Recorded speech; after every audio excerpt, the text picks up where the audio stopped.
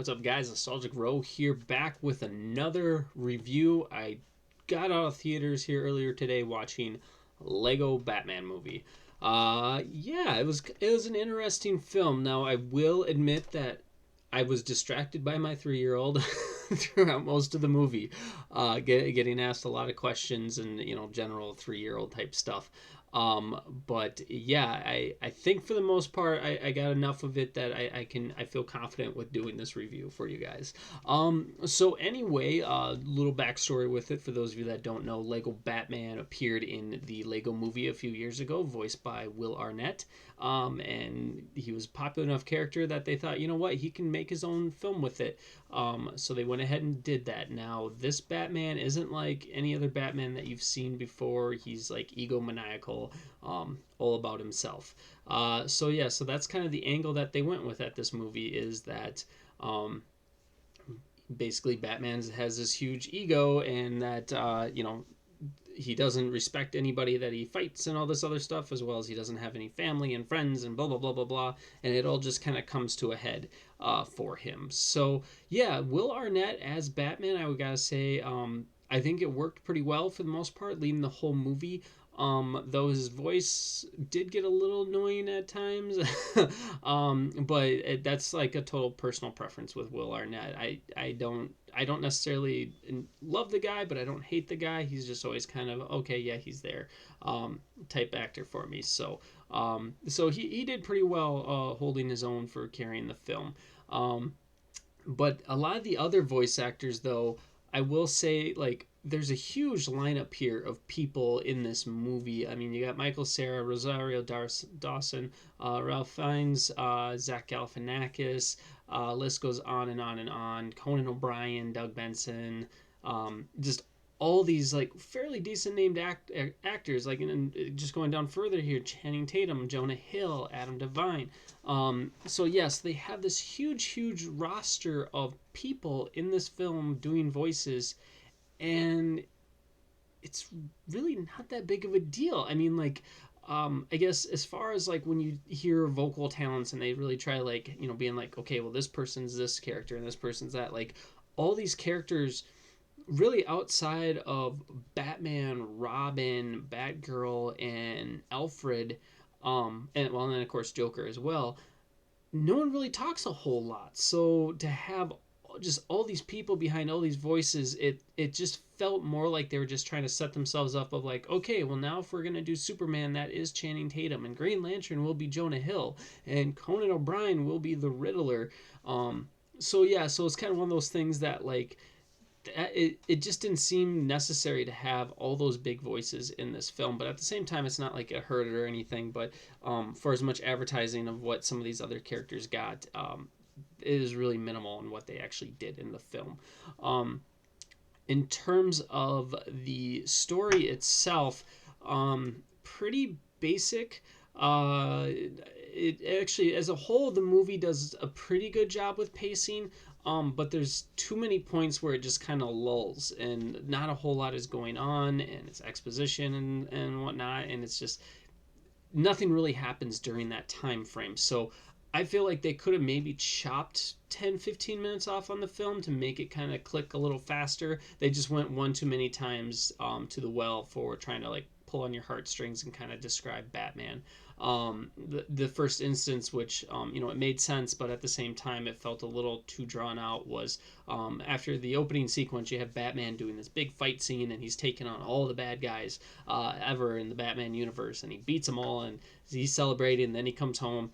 And he's all like, "Oh, it's awesome to be Batman," and then you see for like the next 5 minutes of just how lonely he is.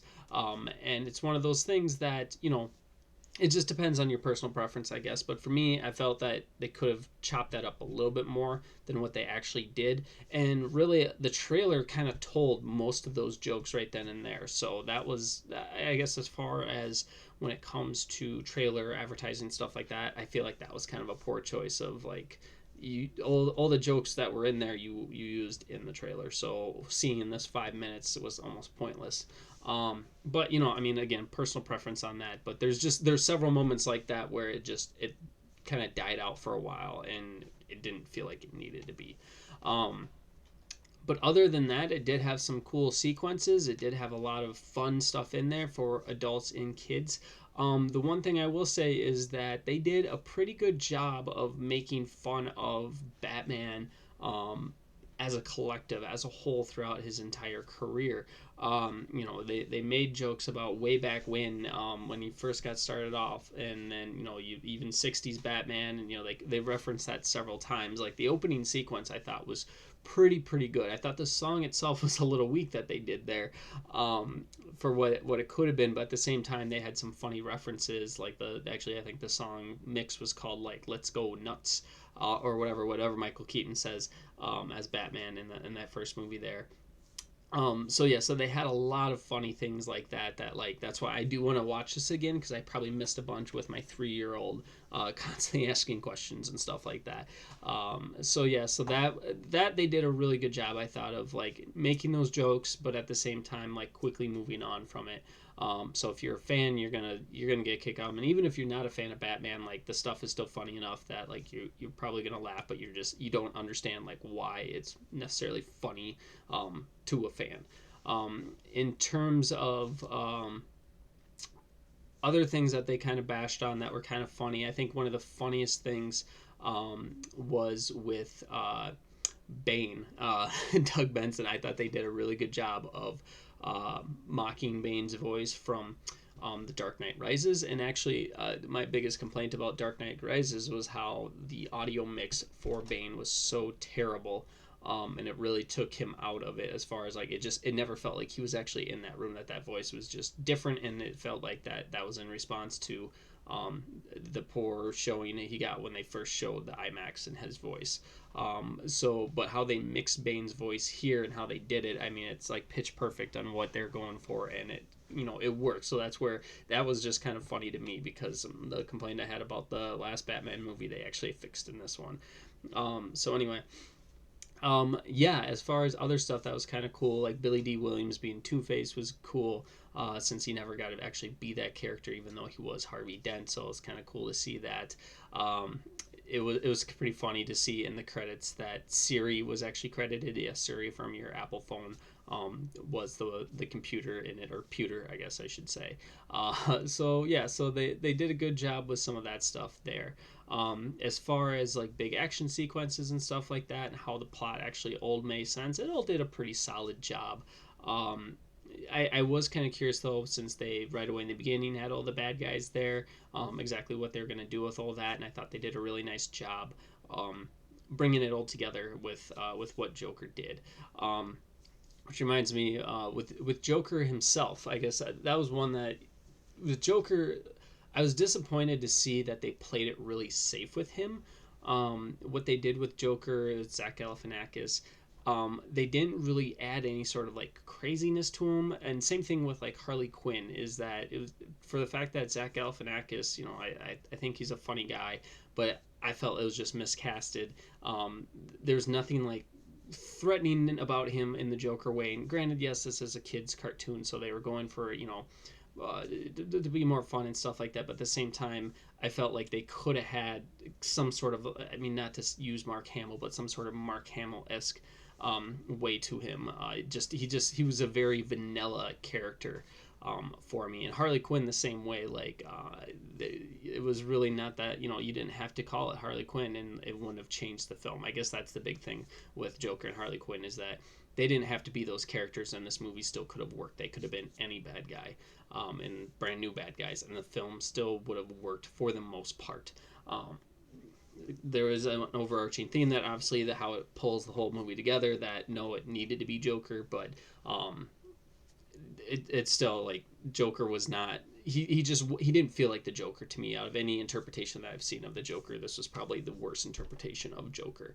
But again, they're aiming for kids, so I'm not going to hold it against them a ton. But it was a little disappointing to see that that's what they did. Outside of that, yeah, the referencing with well, actually, another thing, now that I think about it, is they mentioned the Phantom Zone plays a factor into this film, and they talk about Superman and Zod and stuff like that. And out of everything that happens, Zod never actually makes an appearance. well, he makes an appearance in the film, but not in a way that is significant. Just more of a recap of him going to the Phantom Zone. So unless there's something there that I missed about how come we don't see Zod, like that's kind of disappointing that Zod didn't make an appearance, especially since with the Phantom Zone and how everything got involved with that. So yeah, as a whole though, with this film, like I said, I thought it was funny. I thought it had some really good parts, but at the same time, it just seemed to kind of drag on a little bit too much for me. So would I recommend this film? Yeah, I would definitely recommend it. I mean, your kids are gonna enjoy it. It's another solid Lego film, but it's one of those movies that I don't know how many times you can watch it and be like, oh man, this is so great. Like it is one that more you watch it more to be like, okay, what Batman references did I miss the first time that I'm gonna see again? So that's where for me, I'm definitely gonna watch it again, um, even if it is because my son's said he enjoyed the film and we're probably going to get it for him at some point. But I think I'd want to watch it again just to see what I did miss or what I can pick up on, because there's just like a ton of little stuff, especially since it's Lego World. Like, so there's could be a million different things in the background that I missed that first time. But yeah, I'm definitely going to recommend it. I mean, Arnett and Sarah did a good job with the Batman Robin aspect. Like that was really funny. Sarah, I was a little afraid they'd maybe go too over the top with Robin, but they didn't. They did a nice job of in the trailers making it look like he was really over the top, but really they toned it down quite a bit. So yeah, I was a little disappointed that Batgirl didn't get much of more play, at least Barbara Gordon as Batgirl. And yeah, outside of that though, it was a solid film, a little long, like I said, but yeah, I would definitely recommend it. So what did you guys think? Did you get a chance to go out and watch it yet? It brought in 55 million or so, I believe I saw this opening weekend. So I'm sure plenty of people have at least had a chance to check it out. So please let me know in the comments below what you think of Batman, the Lego Batman movie. And until then, guys, take care. I'll talk to you next time.